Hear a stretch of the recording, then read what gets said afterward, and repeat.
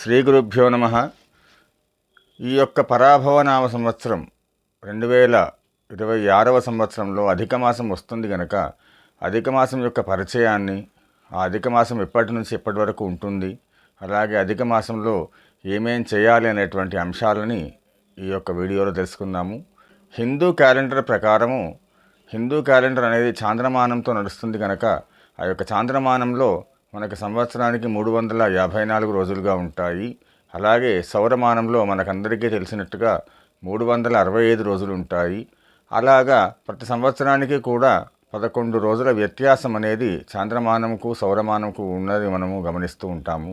ఆ రకంగా ఆ 11 రోజుల వ్యత్యాసము 3 సంవత్సరాలకు గనుక మనము తీసుకున్నట్టయితే 33 రోజులు అవుతుంది. ఆ యొక్క 33 రోజులని ఈ యొక్క అధిక మాసం అనేది సమన్వయపరుస్తుంది. ఇది మన యొక్క హిందూ క్యాలెండర్ ప్రకారం ఉన్నటువంటి గణన.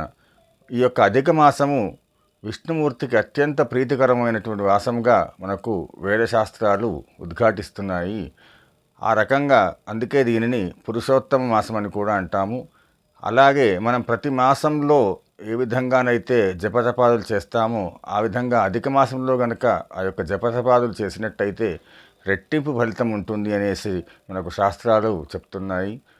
మరి ప్రస్తుతం ఉన్నటువంటి పని ఒత్తిళ్ళు కావచ్చు, ప్రయాణాలే కావచ్చు, వివిధ రకాలైనటువంటి ఒత్తిళ్ల వల్ల మనకు జపతపాదులు వీలుగాని పక్షంలో మన కలియుగానికి అత్యంత ముఖ్యమైనటువంటి ధర్మం ఏదైతే ఉందో అది దానము.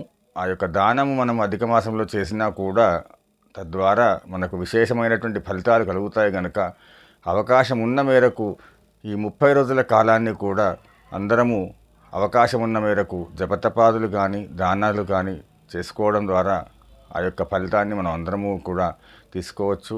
ఈ సంవత్సరము అధిక మాసం అనేది మే 17 నుంచి మొదలుకొని జూన్ 15 వరకు ఉంటుంది కనుక ఈ యొక్క 30 రోజుల కాలాన్ని అందరూ కూడా సద్వినియోగం చేసుకోగలరని ఆశిస్తూ ఈ వీడియో నచ్చితే లైక్ చేయండి, షేర్ చేయండి.